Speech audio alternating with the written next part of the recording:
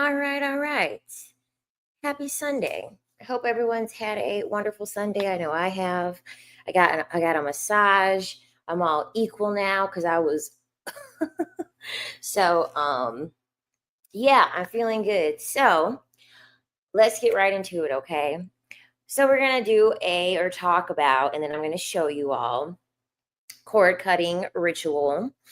And if you are in a place where you want to remove something, okay, so maybe it is a relationship, you can't stop thinking about this person, or this person keeps reaching out to you, you can do a cord cutting ritual for that. Or let's say you have a mindset that you do not like anymore. Okay. So maybe you have a mindset where you are very self loathing. Okay. Maybe you lack a lot of confidence.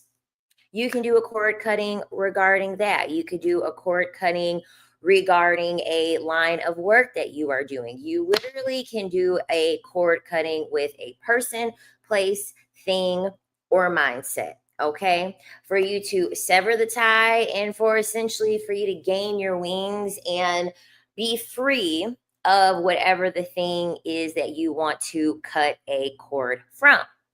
So, the most important thing is the intention that you're going to set per usual, okay? No matter what type of spell work that you're doing, the intention is the most important thing. Why are you doing this thing? And you can go further on doing this by doing what's called a petition paper.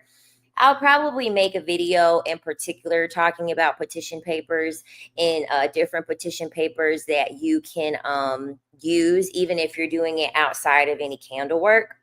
But essentially, what a petition paper is, whatever it is that you want to cut your cord from, just dump out everything that you're feeling, right? So if you want to cut the cord from a current job that you're working, you would write down all your feelings toward the job. So like you hate going to that job, you hate the energy at that job, you don't earn enough, you feel like there's no growth for you to be at this job, and just dump everything down, okay?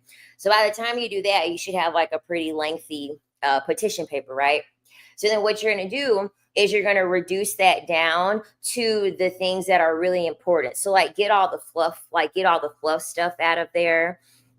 Essentially you want to say, instead of saying like, I want to leave my current job, you're going to say, I will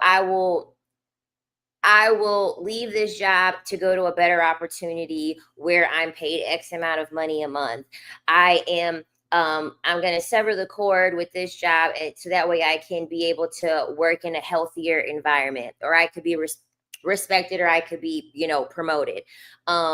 Just making it more clear cut after you dump everything out. So by the time you finish your actual petition paper that you can put into the cord cutting, you should probably have, like, I don't know, I say maybe like 3 to 5 sentences. That's usually enough for a petition paper. Just the clear cut things that you really, really, really are feeling when it comes to what you're cutting the cord with, right? So that's the first thing. If you're a baby witch, okay, that's what I'm gonna call y'all. If you're a baby witch, you're a witch and beginner. You don't have to use any of like the physical tools that I'm going to show you all for the cord cutting ceremony. If you are new to anything with spell work, if you're a brand new witch, you always start with the mind first. So like there's kind of 3 levels to a cord cutting ritual. So the first step would be you cut a cord visually, okay? So maybe it's a person that you want to cut a cord with, and let's just say you're here and then the person you want to cut a cord with is on the opposite side of you, okay? You literally could visualize yourself, both of you all walking away from each other, okay? Any visualization that would be symbolic of you cutting a cord with somebody, right?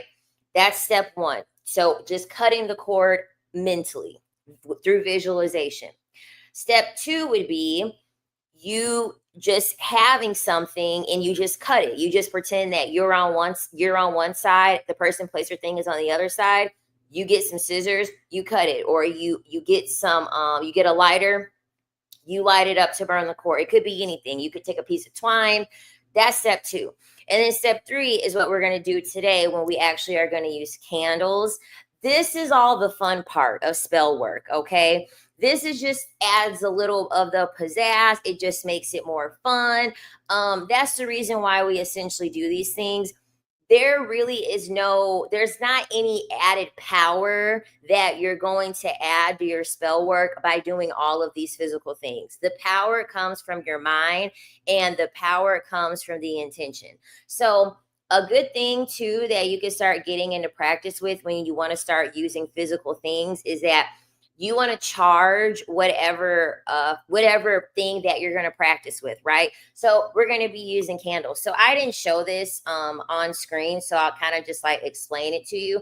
So charging means that, so you are energy. You have an energetic field, and what you can do is you can transfer that energy over to the physical thing that you are going to be practicing with. So you already want to have it in your mind before the cord cutting ceremony that you're ready to sever the tie, you're ready to free yourself, you are ready to move on. And what you're going to do is you're going to fill yourself up with that energy through telling yourself that, through visualizing the fact that you're going to cut the cord from whatever it is that you're trying to cut the cord from.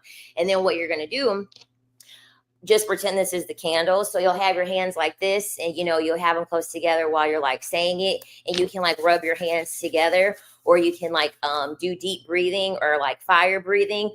Those are all things to get energy, right? Because motion that generates energy. So then what you'll do is you grab your candle, and you'll just like rub the candle and keep thinking about that intention that you're setting, the visualization of cutting the cord and what it is that you want to get from the cord cutting ceremony.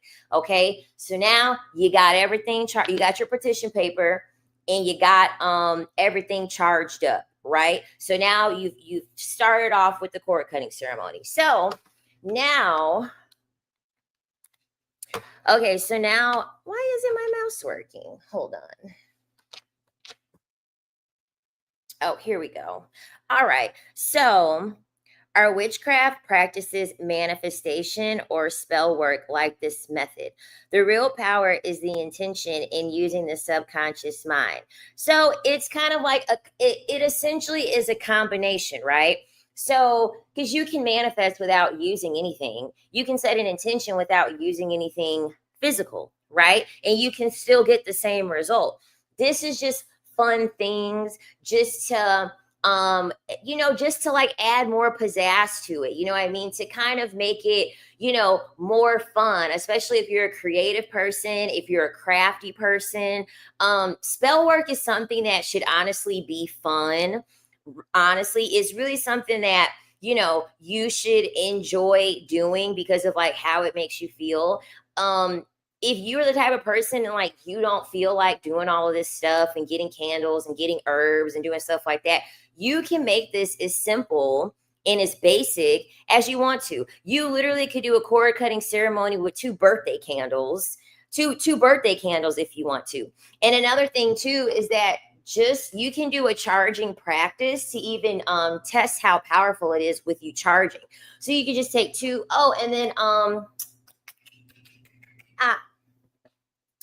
I talked about it on the last video, but this is a really good book to get for any candle magic. Literally everything that I talk about, it's pretty much going to be in this book. I feel as though this is the best book for candle magic. It's called The Book of Candle Magic, and it is by Madame Fatima. It's a really, really good book. She gives you all the step-by-step guides and all the step-by-step information, but she does talk about charging energy in a way that you can even test to see if this works. Is you have a candle that you don't charge, have a candle that you do charge, and you're going to see that the candle that you do charge is going to be a lot stronger. It's going to have a lot more oomph to it as opposed to a candle that you did not charge, because you're exchanging that energy over to the physical thing that you're working with. So always remember, anything physical is optional. All you need is an intention. That's the only thing you need. With an intention in your brain, in your subconscious, you'll be able to manifest and create and banish, create whatever it is, whatever your intention is, you'll be able to do all of it. You just need the brain power, essentially, right? So I'm going to show you guys. Okay. So, okay, hold on. Let me pause because I want to answer these questions because I'm probably not going to look at the chat anymore once I start explaining this. So those practices still leads to the same results because it's all about intention and working with the subconscious. Yes, it's the same exact thing. If you don't do any of these things that I show you for the cord cutting, and you use your brain and you literally visualize cutting the cord from someone, stay to the end because like it's not just that either. You know what I mean? Because you have to tie in spiritual with physical, and we'll talk more about that at the end once I like get through all of this. But yes, you literally could do what I told you at the very beginning of this video, even without the petition. You just visualizing and setting an intention to cut the cord, and you'll cut the cord in addition to what I tell you at the end of the video. So now we're going to go ahead and get started. So this is how I have my setup, okay? Once again, you don't have to do all of this stuff, right? So I start off with 2 candles, okay? The most common practice with a cord cutting ceremony is to get a black candle, which represents whatever it is that you're trying to cut the cord from. And then the white candle would represent you. So I have like medium-sized taper candles here, okay? You could go even smaller if you want to. So then, once again, the next step, okay, that I'm going to show you is optional. You do not have to anoint your candles. That is completely up to you. You literally could do a cord cutting ceremony, wipe the bottom of the candles, stick them on something that is fire safe, and then get to burn it, okay? I also use 2 lighters because I like to light my candles both at the same time, okay, just to, make sure everything's, going at the same level or speed. And then you can get hemp or twine. Either one of those are really good, and you're going to use this to wrap around your candles. Let me keep it big like this so y'all can see. And then that's the petition paper that I told you all that you can write at the beginning. And some people burn their petition papers. Some people, like me, there's so many things you could do with the petition paper. Some people burn them. Some people put them under the candle. Some people put them under the actual dish. Like, that's why I lifted it up. Some people will put it underneath that. There's so many different things you could do with the petition paper, okay? So I went on ahead and I made an anointing oil. So there's this book. It's called the Encyclopedia of Herbs. It's a green book. It's on Amazon. That is a book that you can see with like all your herbs. And then also, really, you don't even need that book because in this book, she gives you like all the glossaries. She gives you a glossary of like all of the herbs and all of the oils that you can use. So like, for instance, she gives you symbols too. She gives you like, the book is really, really, really good. Sorry. And she gives you the crystals too. So sorry, let me just give you like an example. So like, for instance, okay, let's just say you want to do a cord cutting from someone, and like, this is an enemy to you, okay? This is a bad person in your life, and you're trying to cut the cord, you're trying to sever the cord from them. So like, there's like an appendix. There's an appendix in the back of the book, and like, it says repel enemies. And so then she lists all of the different things that you can use. Is this all oil? Okay, she hasn't combined between oil and herbs. So if you wanted to repel enemies, you could use black, and then you could be a kitchen witch too. So a kitchen witch, you don't have to go out and buy all these herbs, okay? A kitchen witch is someone that uses whatever they got in their kitchen and do spell work with, because it's really that simple. Every herb that you use, it's a form of healing, okay? Black pepper, clove, eucalyptus, star anise, all of those things that you just kind of have sitting in there, and what it comes from your culture, you can use those things to do spell work with. Rosemary, bay leaves. People will do bay leaf petitions. So they'll write a quick little petition on a bay leaf and let it burn. And it really can be that simple. So like red pepper salt, spearmint, sulfur, and you can get these in an oil or a herb. And so what you would do, you would get a carrier oil, so something like a jojoba oil or an almond oil. You mix in your actual, like, oils that have their specific uses for your herbs that you have your specific uses for. And then essentially what I like to do is I like to put the oil on aluminum foil, and then I like to put the herbs on a paper towel. It just makes it a lot easier for cleaning up, because I put everything in a bag once I'm done, and then I dump it out. Okay.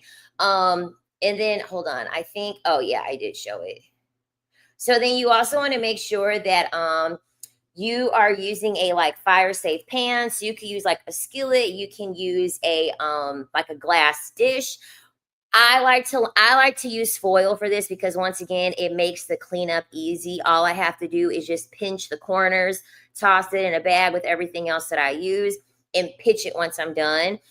You always want to get rid of these things once you're done doing the spell work. You want to dump it out immediately. At least I do, because it's like I cut the cord, I severed the cord. There's really no need for it to be in my home or around me. I'm ready to move on, right? So yeah, so there's that. So did I already show me dressing the candle? No, I didn't. Okay, so then the next thing, another thing that you're going to need salt, okay? Preferably pink Himalayan salt, because salt is good for banishing, because that's the whole purpose of you doing the cord cutting, right? You want to banish whatever it is that you are not comfortable having in your presence anymore. So I just sprinkle some pink Himalayan salt around, okay? And then you can, whatever herbs that you're working with, I also like to sprinkle those herbs around the pan that I have as well. And like I said, you can have fun with this. You can, yeah, it was cloves. You can use anything it is that you want to use. I've been telling my friend all week to do a cord cutting release to an ex. That hoe ain't listening. I guess she wants to be tethered to them forever, I suppose. I guess I guess she's not strong enough to cut the cord yet. It's okay. If she ain't got a reason to cut the cord yet, she'll be given a reason soon. By the time you get to, I feel like this, by the time you get to when you're questioning whether to do a cord cutting ceremony, you should just go on ahead and do it. Honestly, if you're thinking about doing it, just go on ahead and do it. So this is when I'm anointing with the oil first, okay? So the oil that I decided to choose, or oils that I decided to choose from, and you can do this. And listen, there are so many different oils that you can use. You can get a combination of oils that fit into the intention of the purpose of you doing your cord cutting ceremony. You can buy pre-made oils. So they have like Bitch Be Gone oil. They have like Road Opener. They have all types of like pre-made oils that you can use. You just mix it with a courier oil and then get to working. And then I'm dressing my candle with the herbs.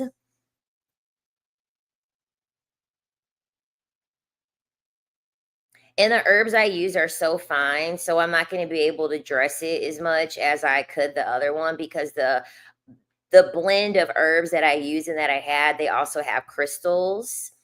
I did a money candle spell today using a green candle. Yes. Yeah, green candle or gold candles, they're really good for money spells. So then the other person's candle, I'm anointing their candle, and then literally same thing, just spinning it around. And then while you're doing this, you also want to make sure that you are using you're repeating the intention in your head. You're being very, very intentional. All this whole entire process is when you're supposed to be telling yourself why you're doing it, the outcome you want from this cord cutting. You want to get very, very deep within yourself and stay very focused on, what what your intention is. I don't know what I was doing. I don't know what I was doing here. Okay, so now it's time for us to set up our candles. Okay, so what we're going to do, we're going to burn the bottom of the candle and stick it down. Yep, and then I'll go on ahead and I'll do the same exact thing with the other candle. Exactly. You're supposed to be locked in, no distractions. Some people will go on ahead and do some people will actually listen to like high frequency music or soothing music and stuff like that. I like to sage. I do a whole thing, okay? I clean the floors, I clean the place, I sage the place, I use Palo Santo. I make sure everything is clean, clear, no distractions. That way I can stay focused on what it is that I'm doing. So there you go. That's how it looks after you burn the bottom of the candles. You stick the candles down, and then now is the hardest part, which is tying the freaking cord around. Okay, it's so hard because you got to make sure that the cord is obviously wrapped around the candle, but you can't make it so tight because then if you make it too tight, that's going to happen. You know, you're going to pinch the candles too far together and they're going to fall. Usually, so some people do it different. Some people will actually, they will tie the cord around the wicks. Okay. See, I ended up losing one of the candles. It's hard. It is. It's hard to be able to get it on the first try because you have to have like that sweet spot to be able to not get it to fall after you tie the cord. I like to have the cord the first, so from the wick, about 1/3 up from the wick. But some people will actually tie it around the wick. But yeah, I like it in the first 1/3. I just did a ritual on Venus Day when it was in retrograde a while back. Helped me steer clear of a Dusty's energy when he tried to spin the block. Yes, I love that. So is physical action required afterward? If so, how does that look like? I promise y'all I'll explain it once the video is done. We don't have that much left because I sped up. I only recorded it until the cord cut. And the reason being is because it actually took a long time for my candle to burn down, and there was no way that I was going to be able to show the whole thing after the cord cutting, and then still be able to make it on time for the live stream. But essentially, the whole purpose of it is for the cord to get cut. Once the cord gets cut, there are some people. It's also in the book. Oh, I also cut off the ends because I just didn't want any like crazy loose ends at all. They have people, or if you want to, after the candles burn down, there are readings. Oh my God, no. So the thing about it is that I actually was talking. I actually was talking while I was recording this just to walk myself through it, but then I muted it. So then I'm throwing my petition paper in there. And then now it's time. It's time for us to go on ahead and get it started, cut the cord.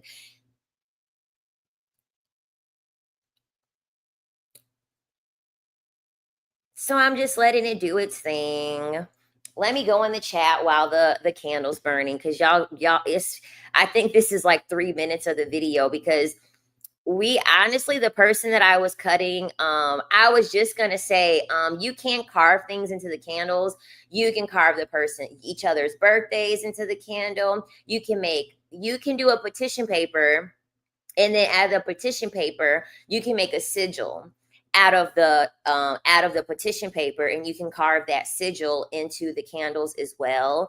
Like I said before, you can dress it up however you want to. Okay. But yeah, our candles burn for so long. I think especially my candle, it burned for a long time. I think my candle burned for maybe like 3.5 hours.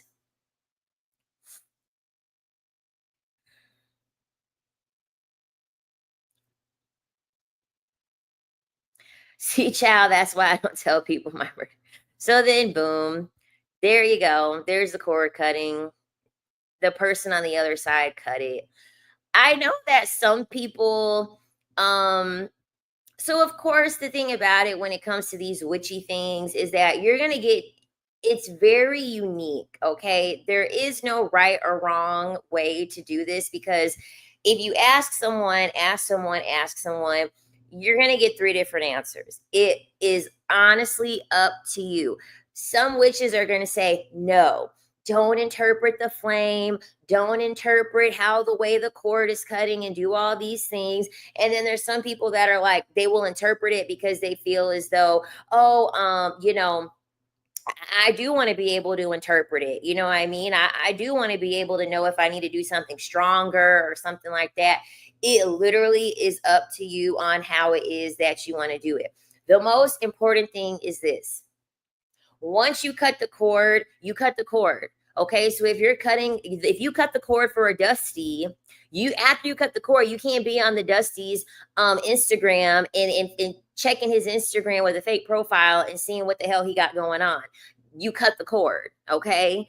That's the whole point. The whole point of you cutting the cord is to further, put your foot down on what it is that you are trying to move on from, okay? Don't text the person that you're cutting the cord from. You have to have actionable steps physically after the cord cutting is done. It's not going to just like magically make you stop missing the Dusty. Like you've overcome your dust mite allergy. You know what I mean? The cord cutting ain't going to get rid of you not having the allergy to dust anymore. You know what I mean? You're still cool with dust. So you still have to have your mind be strong enough then to say, okay, I'm going to stay on top of this and I'm going to go on ahead and like not, do this anymore or keep contacting this person anymore. Does the physical action make the intention stronger? No, your intention is what makes the physical action stronger. It's the opposite.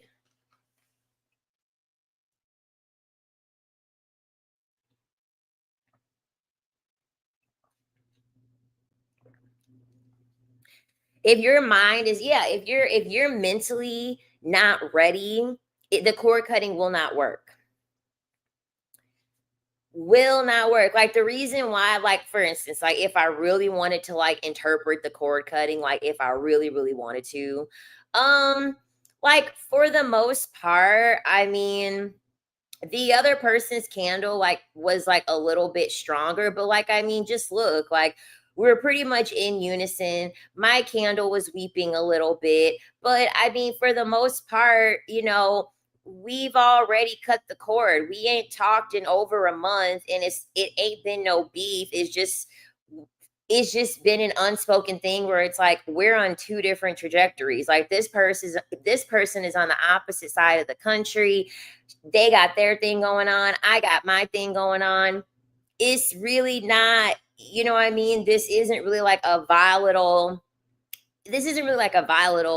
or, crazy thing. I mean, if I were to really interpret this, I would literally say like these are two people essentially that are okay with going ahead and cutting the cord and saying like, hey, it's cool.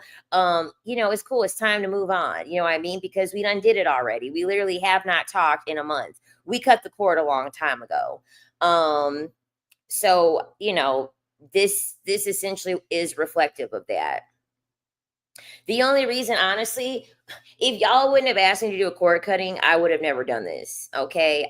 So like, the other person cut the cord and said, okay, cool. I'm done. It was fun while it lasted.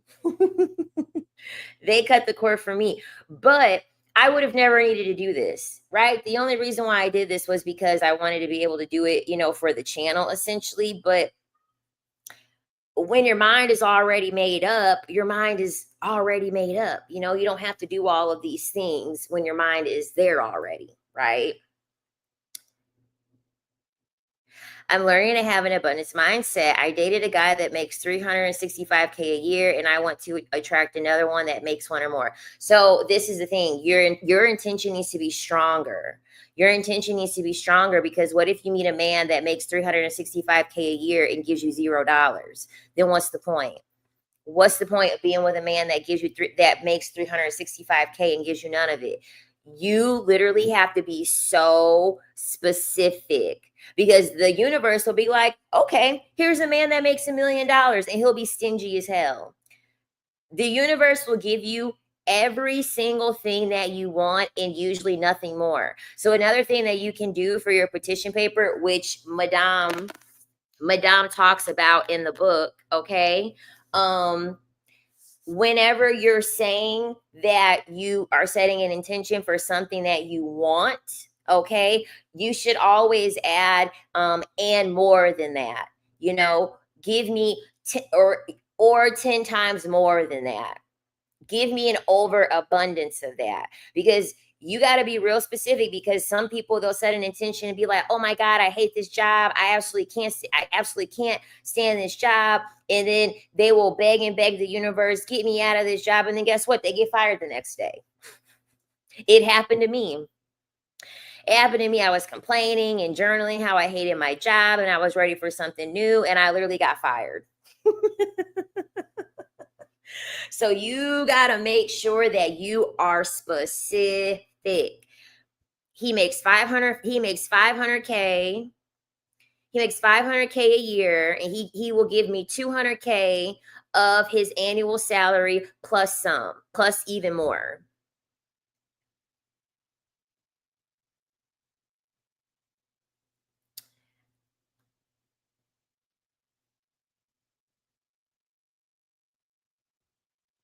Yep, if you're not ready in your head, nothing will happen. Yeah, your mind is powerful. You have to train your mind. If your mind is strong, you don't even need to do any of this stuff. You don't have to do the physical aspect of it. Most of the time when I do spell work, it's mostly just because I want to have fun. Because I've been able to manifest everything and visualize everything from my brain, just from my own visualization. The spells, the witchy stuff is just like more fun, you know. Each time I did a cord cutting, my candle would melt fast AF, but the others wouldn't. You said get out of my life, banish. Nothing the alchemist does in the physical will reap the intended correspondence in the physical if his mind is not at a particular degree. Exactly.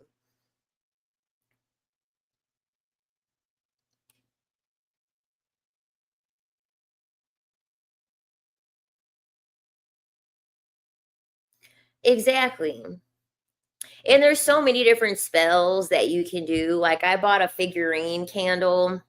She's beautiful. She's the pink figurine candle. So I'm going to do a self-love. I'll do a self-love um candle, ritual. So I'll get all my herbs, like my lavender, my rosebuds, all of the things regarding love. I'll probably kiss the candle. I'm going to affirm the candle. I'm going to tell her that I love her, tell her that she's valuable, tell her that she's, worthy, and then going ahead and, burn the candle. Yeah, girl, 500K, get specific and be like, he's going to give me all of his money. Like you got to get so specific. Literally be like, he will earn 500K annually, and he will live to give me his money, and he will give me an allowance of $5,000 every week. I mean, literally get that specific.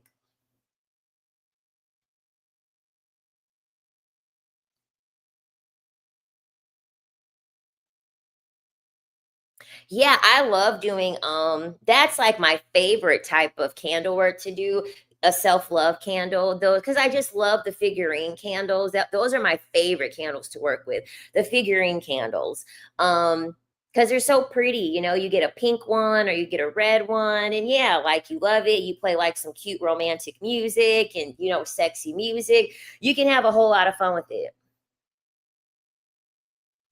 He deposits his check into my bank account. Exactly.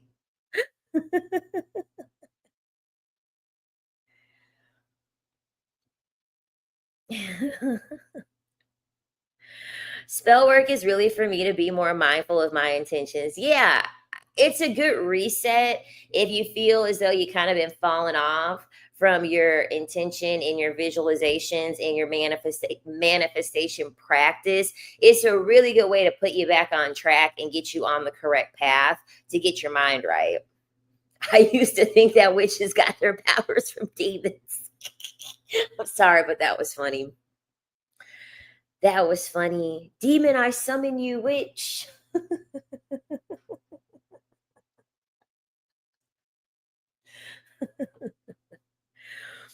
It's like in those magic movies, the wand is to help channel, but it isn't the source. Yeah, exactly. And even when you watch movies with people in like, it's like, what's that movie? Doctor Strange. Doctor Strange. The guru, right? The bald lady or whatever, that's what she was telling him in Doctor Strange, you have these gifts. Your brain, you have to control your mind and your brain to be able to use these gifts that you have. You know what I mean? And so, like, especially when you watch those movies and like they are using their brain to like levitate and then they fail, they're not able to actually do it. And that's the advice that they're always given, because the person can't do it because they think that they can't do it, right? They're like, oh my God, I can't do this, I'm so frustrated. And that's the advice they're always giving. You can do it. You literally have to tell yourself that you're already levitating it. You're already having it float in the air.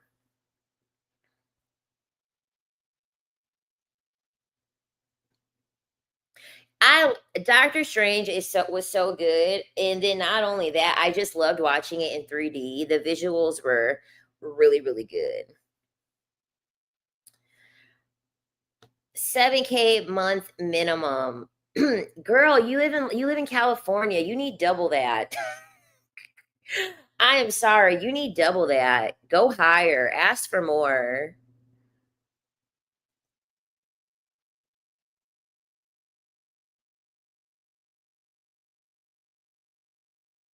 Ask for double. Ask for double what you want. Ask for double what you want, just in case. Just in case the universe falls a little bit short, you got wiggle room.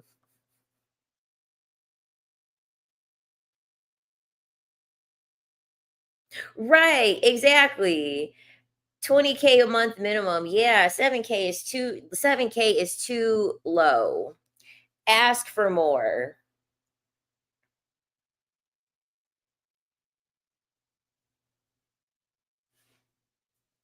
Yeah, California. You should be able to find that in California. But yeah, that's all I have regarding um candles. Um I went to a different metaphysical store. I got a lot of herbs, but there's two really cool things that I got. So look at this. So they have these books. It's called Capricorn Witch, and it is by Ivo Dominguez Jr. and Maria Wander. And they have one for each sign. So, if you're a Sagittarius witch, and it's for your sun sign too. They do recommend you to know your birth chart. So they do recommend for you to know your sun, moon, and rising. But they give you all the witchy things based off of your sun sign. So yeah, Ivo Dominguez Jr. and Maria Wander. And then whatever sign you are. They have one for each zodiac sign. So I started reading this. And then I got these really cool Anatomy of a Witch oracle cards. And they're really, really cool. So they're not like tarot cards, they're oracle cards. And so they're actually really neat. And just like with all oracle cards, it always comes with a little book, and she explains what each card means. So today I pulled the create card. That's another thing too.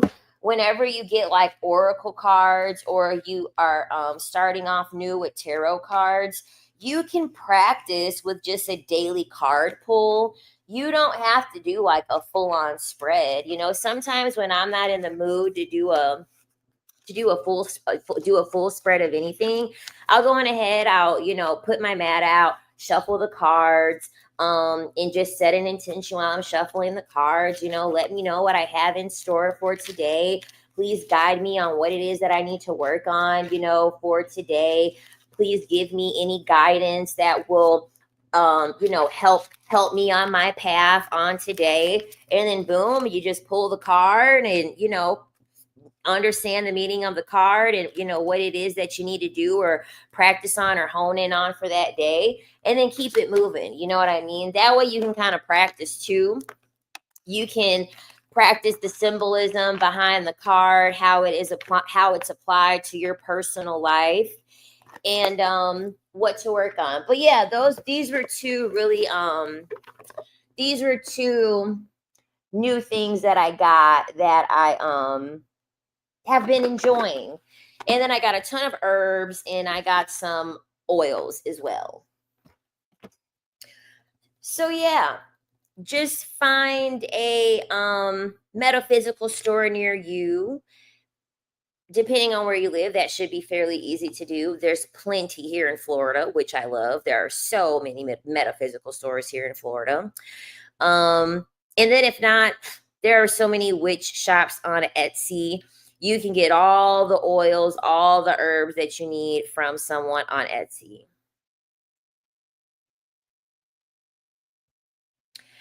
Thinking in terms of money and numbers is the cord cutting. The realization that this man can't give me 20K a month means we are not aligned. Yes.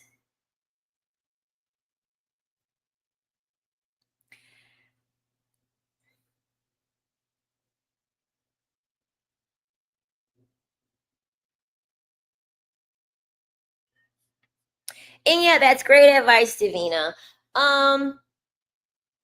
This is what I truly believe, just from my experience.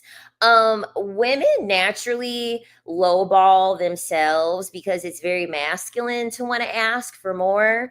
It's very masculine to want to demand more. And so women will naturally lowball themselves. They've even done statistics on it. And they actually say that, if there's like a man, they statistically have shown that when men and women get hired from the same job, it's like 80% of the time that a man will actually challenge and negotiate the pay, whereas a woman will not.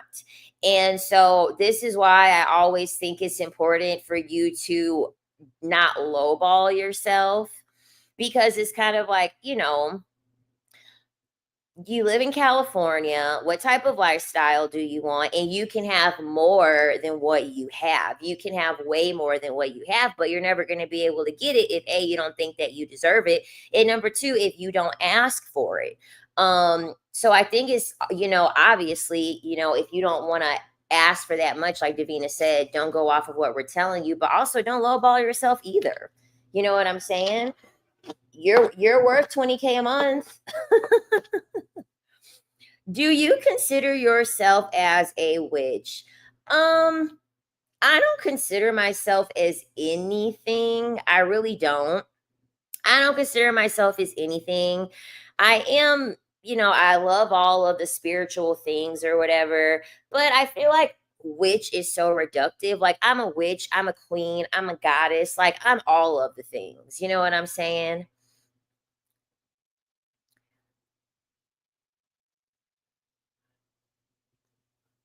Exactly. And pick-me's lowball themselves. Pick-me's have no problem lowballing themselves. Let them do that.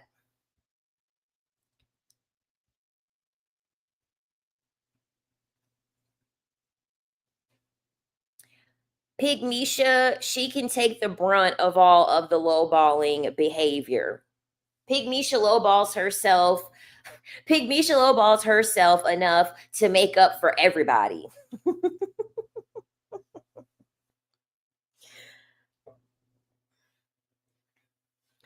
So we don't have to lowball because Pygmisha gonna do it for us.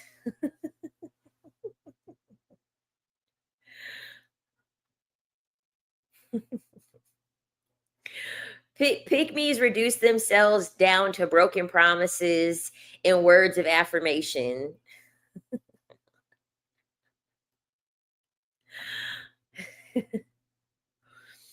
Which is very reductive. I always struggled with the term myself. I am an alchemist, mystic witch. I'm all the witches. I don't conjure spirits. Come find me. I'm too dynamic. Yeah.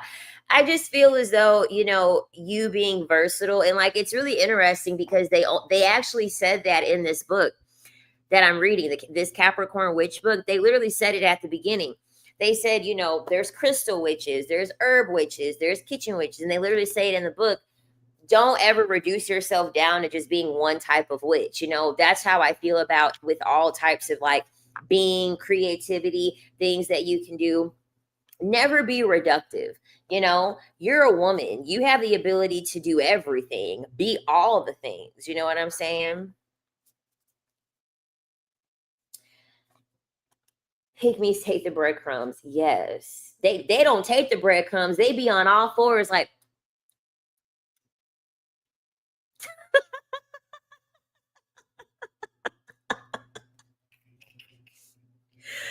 Pygmies, they man will be eating a whole Subway sandwich and leaving breadcrumbs behind. And here come Miss Pygmisha on her on all fours, crawling, going.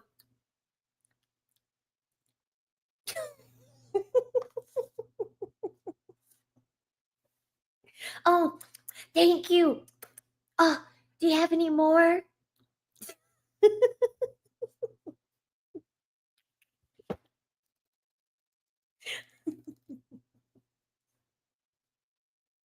and then the man, he gonna start eating over the garbage can.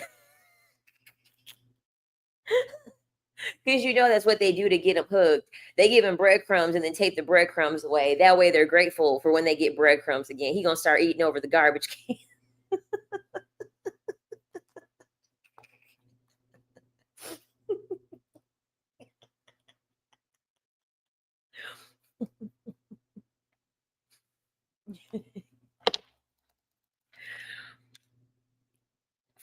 I love to discuss the intercosmic dance of the masculine and the feminine. For example, manifestation is actually a masculine practice because it's a projection. It's not bad, but we must balance this with the going inward, our femininity. This is why I say, like, behind any spell work, like, you have to match the physical with it. You can't cut the cord and have an intention mentally because that's all feminine, right? That is all feminine. The masculine would actually you be physically doing the thing, blocking the person, not talking to the person, not, social media stalking the person. That's the masculine part. So even with you doing spell work, in order for your spell work to work, you must combine the spirit and the physical. It's a requirement. Also, if you don't want to ask for money, make sure he's in the phase of wanting to impress. Act sad, act unimpressed, pout. Let him chase your affection and appreciative. Yes.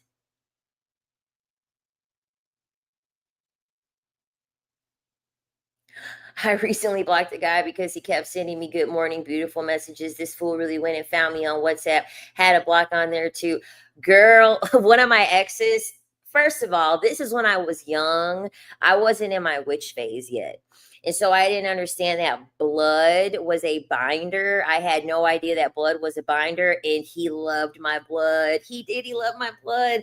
And then he swapped spit with me. He spit in my mouth. I did not know that he was like binding himself to me. Oh my God. I broke up with him. I blocked his telephone number because he had 2 telephone numbers. I blocked both of his telephone numbers. I blocked him on all social media. I blocked him on like every single thing that I could. He started emailing me. Then I was able to get rid of him emailing me. Then he just started sending money to my PayPal. Then listen to this. He sweet talked the person that worked at my job, because you're actually not supposed to tell a person that's calling when a person is working. He sweet talked the person that he called to know when I was working and had roses and chocolates and all this stuff delivered to the job.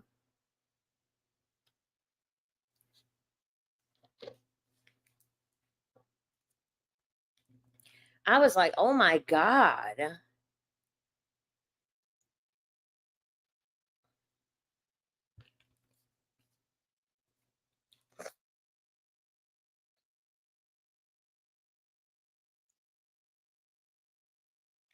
And it's always so invasive because it's like, "Oh my God, like you won't stop at nothing."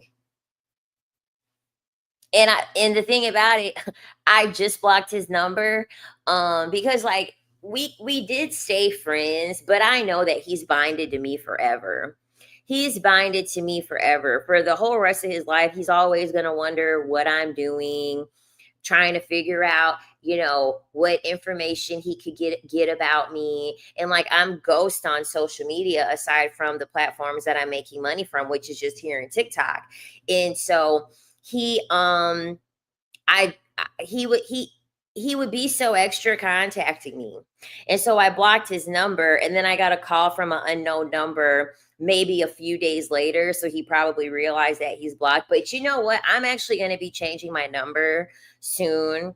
I'm going to be getting a new number. Did you have a fear of being unalived by him? No. No. He's a narcissist. He's a narcissist. I am the one that got away, and he's going to search the whole rest of his life trying to find someone to replace me, try to find someone that like will look like me or act like me. This happens a lot with men. Like there's a guy that I dealt with, his current wife, his current wife looks like me. Um I don't know. I guess I put a stain on these men in some way. I guess I'd be using my witchery.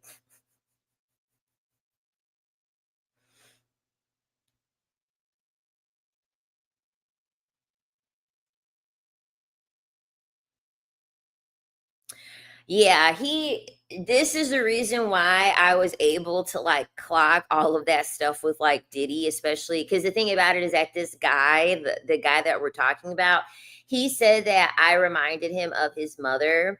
And he's always trying to vie for his mother's validation. Like he's always begging for his mother to see him. Like when we were together, he would get upset at the fact that his mom, her work, she would have to pass his house to go to her job. Thank you for the super chat, Anon. I appreciate you. Oh, sorry.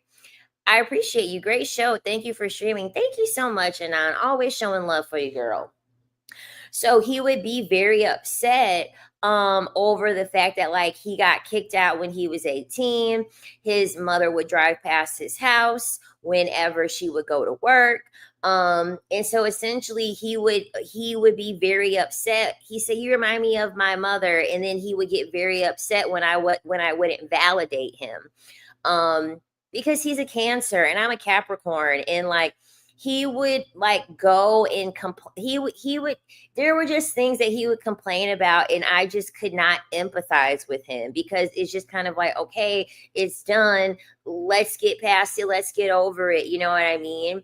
And so he would get really really upset because I wouldn't validate him, in those moments. And so he was always trying to vie for my like validation and my attention. And I was like, well, you know what? Obviously, it's not working. So I broke up with him. I broke up with it. And he was still sending me gifts after I broke up with him. Like he got me a gift card for my birthday. He sent me money so that way I could have a massage booked for me after I broke up with him.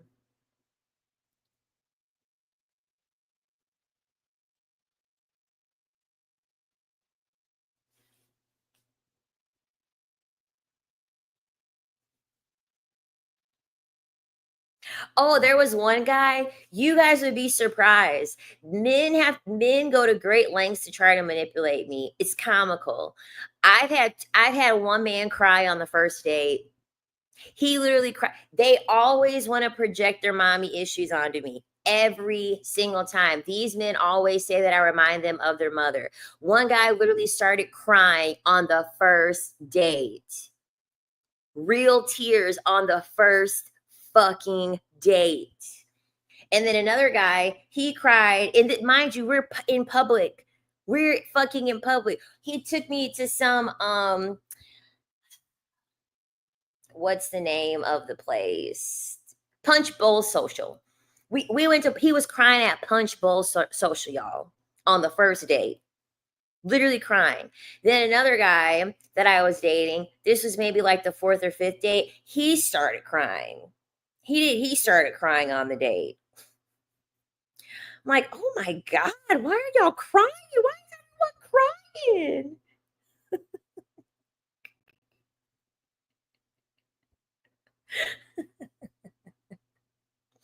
I'm not gonna lie. So the ex that said that I reminded him of his mother, I could see it because his mother is very beautiful, and his stepdad is a white man. And he used to always tell me, because he was my first black boyfriend, and he was like, "You only date white men," and he's like, "I could see you being with a white man," and like me and his mother actually got along.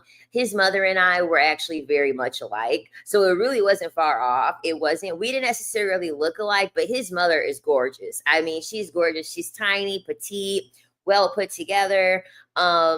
His mother looked nice. Now the rest of them, I'm not. Well, my other ex, his mother wasn't ugly. She obviously had been aging, but she was a baddie when she was younger. And he's like, you remind me so much of my mother, like when she was younger. And he was like, I think it's because of the way that I dress, especially for my age. I dress very sophisticated to be 32 years old. And I think that's really what it is. I think that's like a part of why I'm very reminiscent of men's mothers, because I don't dress trendy. I dress very sophisticated, like I'm very, very grown. You know what I mean?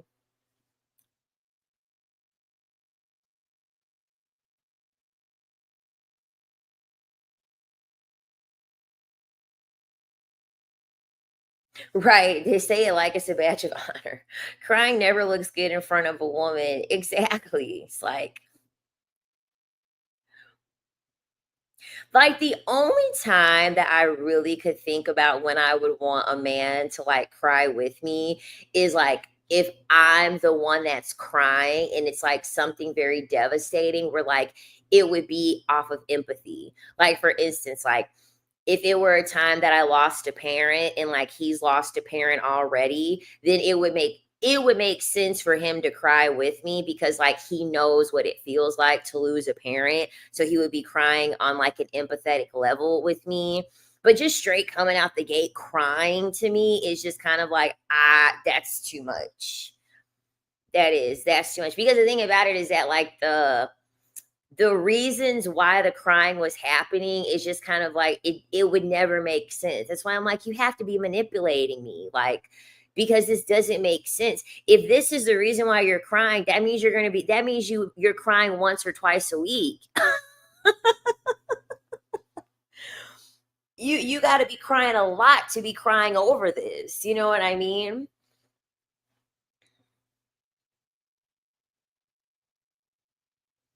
Right. I'm like, why are we at Punch Bowl Social and he's crying on the first date? Like he's trying to set this up. He's trying to set this up, not knowing that I'm already kind of cold hearted. I don't care. Go, I need to refer you to my therapist.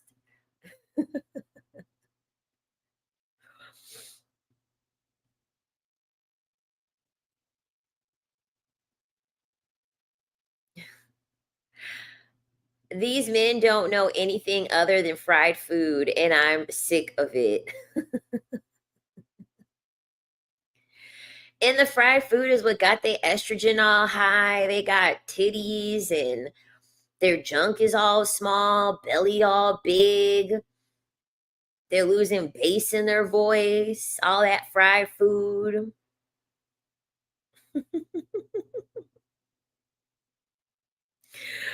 Right. Yes, my daughter is a Cap, cold-hearted like a mofo. Like, it's terrible. Like, it is so terrible. I'm sure that the patients that I take care of, because the thing about it is this, like, okay, so I work in an outpatient center. So, like, these are like walkie-talkie patients, okay? Just your regular person coming in to get imaging done, right? When I was working in a hospital, I definitely, not saying that I'm mean ever, because I'm not mean ever, but when I was working in a hospital, it's like, okay, these people are really, really, really sick. You know what I mean? They're in a very vulnerable state. So with me being in that environment, it was much easier for me to like be a little bit more soft. But when I work at an outpatient center, it's like they want to make small talk, they want to joke with me, they want to hit on me. And it's just kind of like, oh my gosh, like I don't have time to do all of this. You know what I mean? So I just am very stoic at work. I'm very cold at work. Like I'll smile and I'm nice and I'm kind, but it's like they'll be like, oh, like the men will be like, oh, am I pregnant? And I'm like, oh, I'm sorry. I I literally have I just made the decision to stop wearing makeup at work because the men are getting terrible. These old white men are getting terrible. I literally had a patient, I was doing his ultrasound, and he's like, "So do I get my massage? Do I get my massage after?" I was appalled. I was appalled. So then I was done with the ultrasound and I gave him the damn washcloths, you know. So you want me to wipe myself off? Yes. Like, did you not get it? Did you not get it the first time when I obviously did not give you any reinforcement behind you asking if I was going to give you a massage after the ultrasound? I just quit wearing makeup at work because they do it the most. Don't get me wrong, they still hit on me when I'm not wearing any makeup, but when they don't when I'm wearing makeup, it's 10 times worse. I've seen a video of a woman, she was waxing a man and she recorded it, thank God, and he was asking her if they do the manzillions, the instead of the Brazilians, they have the manzillions, and he was like, "Do you guys do you guys do those or whatever?" And so she was like, "No, we don't do those." No, he asked her if it was a thing. So he asked a very general question. He said, do they offer that for men? Like, is that like a thing that like men can get? Is a manzilla? And she said yes, because it's like they do it at certain places, right? It is a service that places do provide. And then he had asked, well, then can you do mine? And she was like, no, because she was like, we're not certified. And she's like, I'm not certified to do it. And he was like, but isn't it the same as what you're doing now? Like how you're waxing me now? And she was like, no. And then he was like, well, is there anyone else here that could do it? Like he just kept pushing and pushing and pushing her boundaries. Like he did not take no he did not accept no the first time that she told him that they don't provide the service. He was trying to find any little loophole to keep pushing her boundaries to see if he could get this type of service.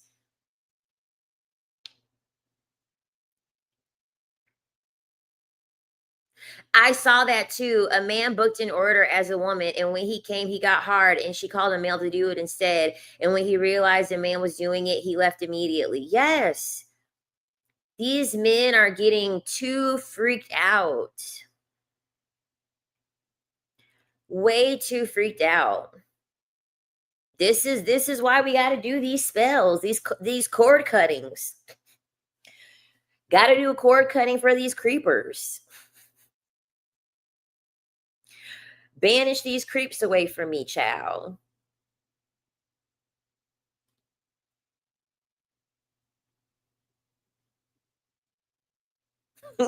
Lemon pepper wings equals lemon pepper man, just zesty.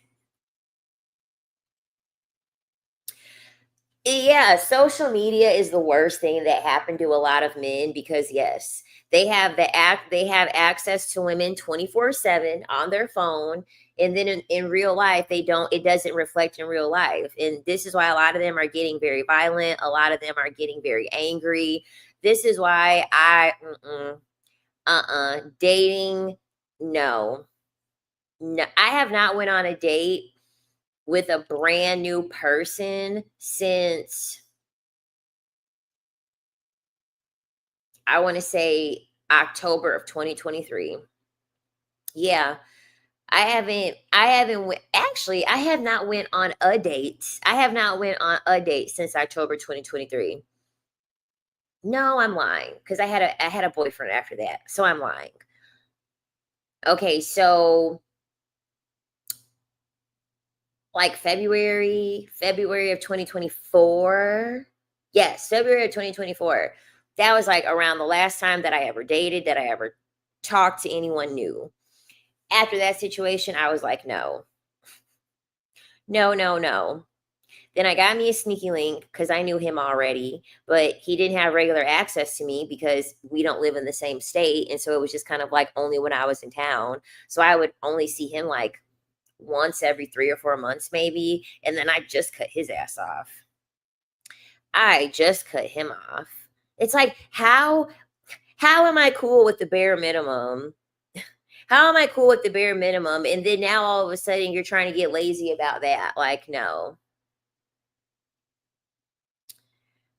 QS, what's your thoughts on pay pigs? I mean, there's a lot of women that do like findom. It is becoming a lot more popular, especially with TikTok. So there's a lot more like baby doms and like things like that. It's definitely getting more popular. But just like with everything, you always have to be careful because once something gets popular and men are involved, men are always going to find a way to exploit it. And so I would just be very cautious about that. But I mean, like pay pigs, like them actually giving you money. I mean, come on, that's beautiful. Um, there are men that are into that. You know what I mean? They want to they want to buy your attention and buy your affection. Like they like being in that dynamic. But it's definitely getting more popular. Thankfully, I've never had a man try me physically at all. I've never had a man try me physically, despite the fact that I am 5'1". But it's funny because my ex, that's like I have so many exes, y'all. One of my exes, he was like, I'm like Jennifer Lopez, minus the marriages. Like men have no problem committing to me. Like men have no problem having me be their girlfriend. They want to lock me down very quickly. But as soon as I see something that I don't like, I'm fucking leaving. Like if I had let things get to marriage level, I would have been married 3 times already at 32. I'm not even lying. I would have had 3 rings already. But I leave so early. And then it's like I would always have someone ready. So like I would leave a relationship and then someone will be ready to like lock me down. And then I was always in a string of relationships. Like there was always someone waiting.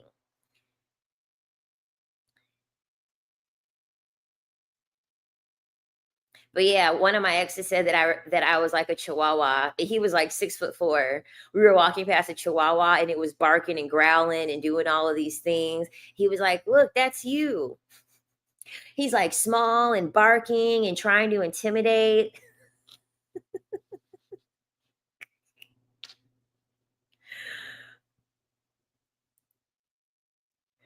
Any man that desires to be with a woman in any capacity needs to pay. It's natural. A divine man likes to pay for a woman. Absolutely.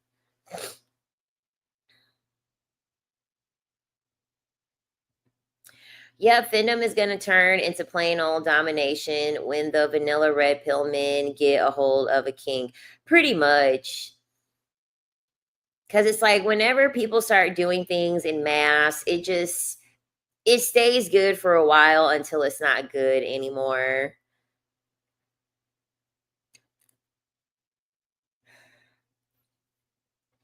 All right, y'all. I'm going to get off of here. TikTok ruined the whole sugar dating. Sure did. Honestly, this this is why I'm just glad that I did what I did early on a long time ago, like 9, 10 years ago, when it was, a lot more taboo to, do S work and things like that, because it just wasn't all these problems like how it is now. You know what I mean? Is so many more problems being in that line of work and doing those things. And now it's gotten more popular. And the thing about it is that what's also going to happen is that as it gets more popular, can't you see what's happening? As it's getting more popular, they're trying to ban it. Like the more and more popular it's getting, they're trying to ban it. It's kind of like what they were doing to witches. Essentially, it's a new age form of witch hunting. They took something that was specific only to women, that women knew how to do, that women that were gifted in, that women had the value in, and then they took it away. Regardless of what people think about S work and things like that, at the end of the day, it is actually a very good way for women to get out of poverty. It's the oldest profession. It's a very, very good way to get out of poverty. And so essentially, as it becomes more popular like this, it's going to be gaining more traction, and it's going to be noticed that women are making money off of this. They're gaining more independence, they're getting out of poverty, and then slowly but surely they are going to start trying to enforce more rules on these things because they don't want women to make the money.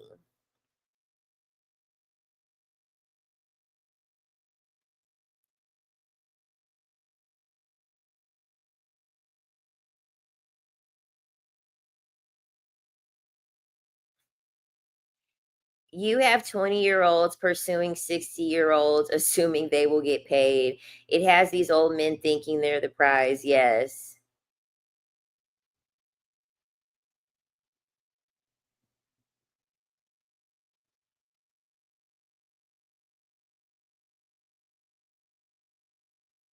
Should read Women by Charles Bukowski. Let me see. Let me see.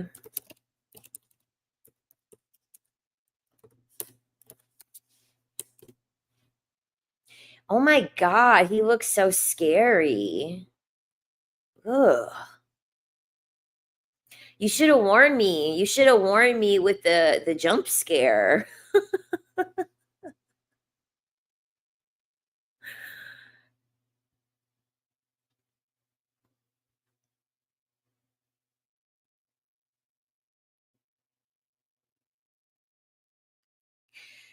I'm gonna check that book out. You could tell he was an alcoholic. Look at all of his skin and all those lines, and oof, chow, he looks beat the fuck down. They really do. The oh, I think it's because of the amount of money that I make. Honestly, I think it's because the amount of money that I make. Um, because eh, there's just nothing that I can like tell my mind to make me want to endure being around men that look like how these men look. Like, oh, uh-uh, mm-mm.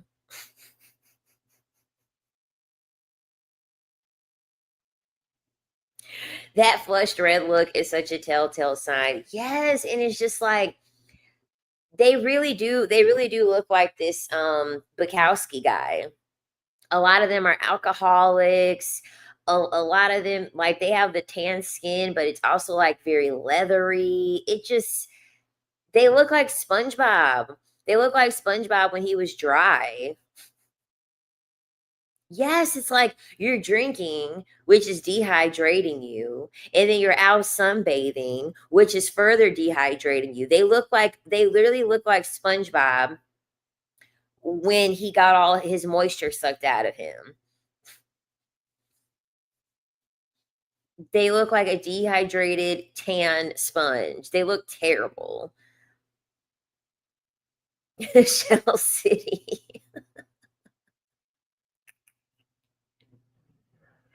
Okay, I'm gonna stay on here for 10 more minutes and then I'm gonna get off of here.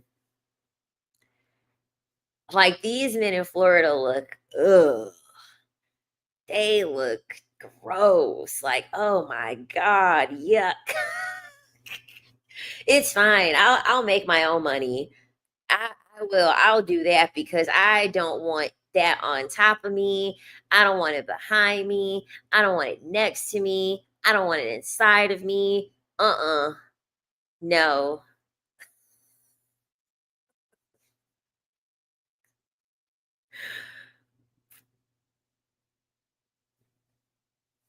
And then they're so eager to tell you about their life story. Like, oh yeah, I was in the war and I was in this, and I'm just like, I don't care. Right? You read my mind, Davina.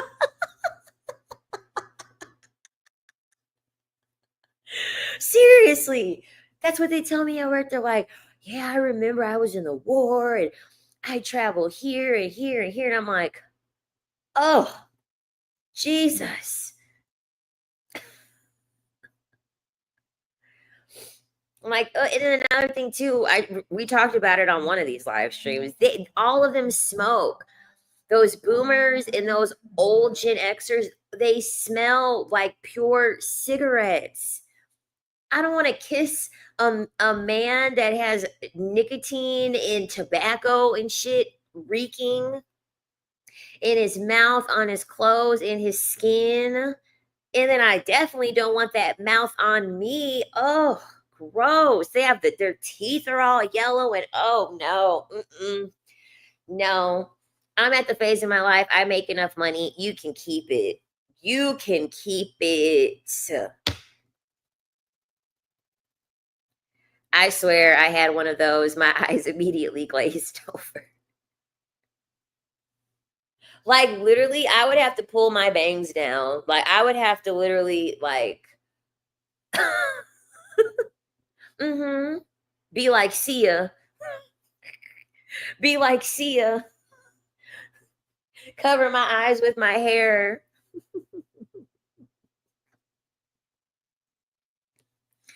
Andy Griffith, MASH.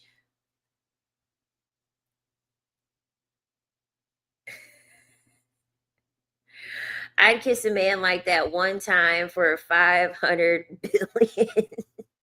I told an old man who wanted me he looked like an overfed dachshund with Shar-Pei features. He was 4'6". Jesus.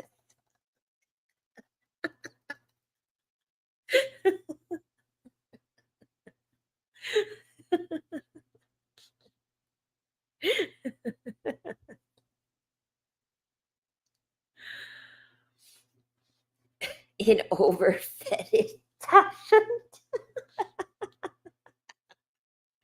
with Shar-Pei features. Y'all are funny. Y'all are hilarious.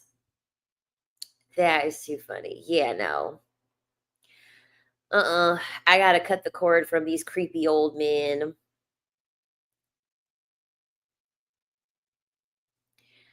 One time, this married coworker kept hitting on me, and I finally told him he was too ugly for me. He hasn't spoken to me that way since.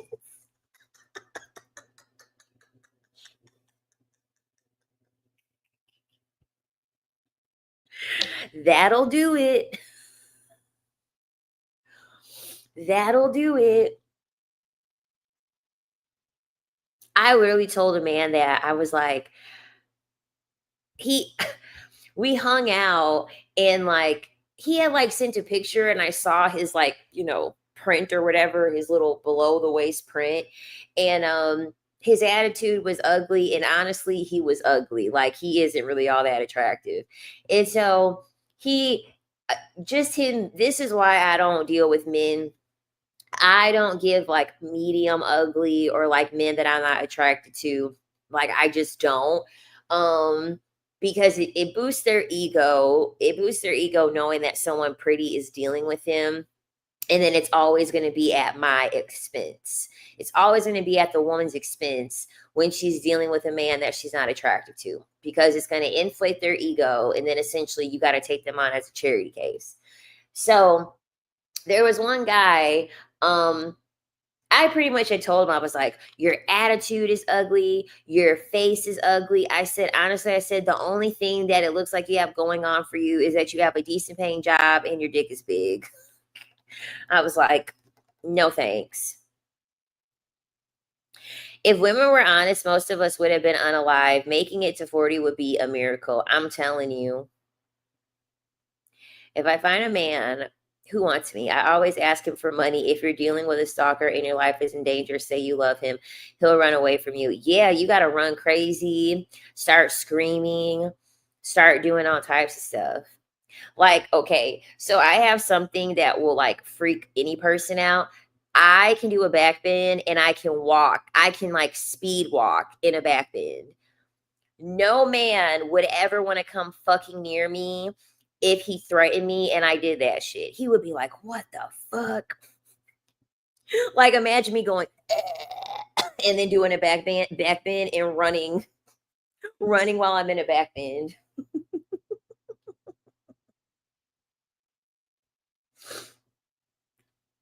You got to come up with some exorcist style performance. One sent me a selfie with a cig hanging out his mouth. That was my last day on dating apps. Ugh.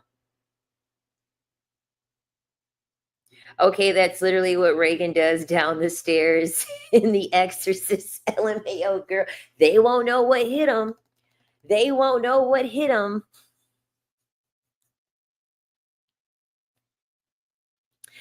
They won't. They'll be like, what? They'll lose my number real fast. They're gonna warn the whole town about me.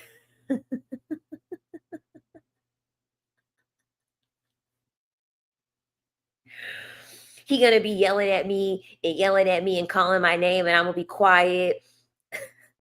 I'm gonna be quiet, and then I'm gonna turn my back away from him. What are you doing? What the fuck? You're not listening to me. And then I'll activate my exorcism and go into my back bend and run toward him.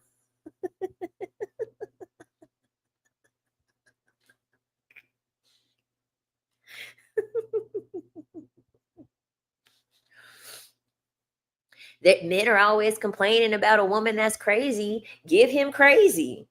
Give him crazy. We're always saying, "Oh yeah, my ex, she was crazy. Why aren't you with your why? What happened with you and your ex girlfriend? She was crazy." And in my head, I'm like, and in my head, when they say that she was crazy, my goal is to beat it. Soon as they say that, I'm like, okay, how can I up the level of craziness? How can I come off 10 times crazier? One thread me on a dating app because I ignored him. He said my day was coming. It's like we're on a dating app, sir. Come on. How you got to try hard to find a date, and you all of a sudden going to try hard to say my day is coming. How are you going to make that happen, sir? Start blinking profusely towards the sky and say your family is landing tonight on the rooftop. Bruh, my ex was possessed. Start having a seizure, start slapping yourself. Go just start slapping.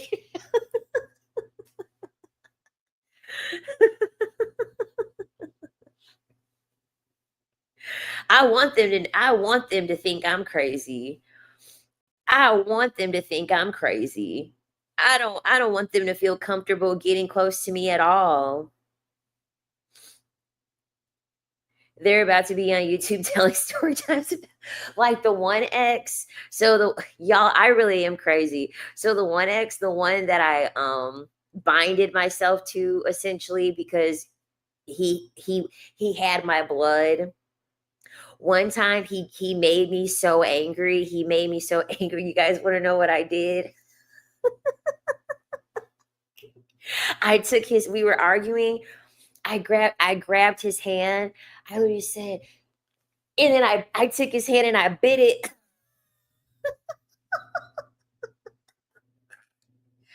He was flabbergasted. He was flabbergasted. He was so quiet after that. He didn't know what to do. He was like,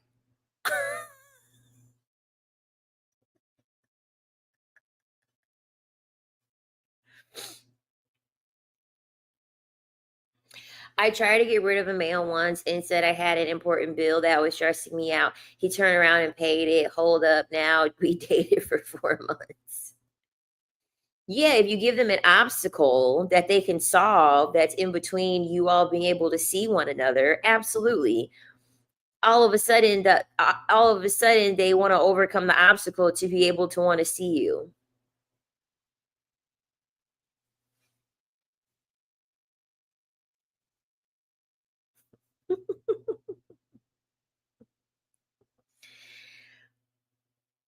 It's funny too because he never brought that up when I bit him. He never brought that up again because I'm sure that was a horrible memory for him. He was probably like, "Oh my god, I can't believe this fucking crazy woman bit me."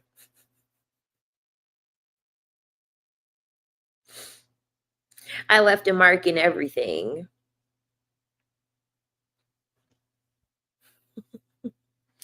All right, y'all. I'm off of here. I hope you all have a wonderful rest of y'all Sunday. Get yourself prepared for the week ahead. Um, I'll be on the main channel tomorrow.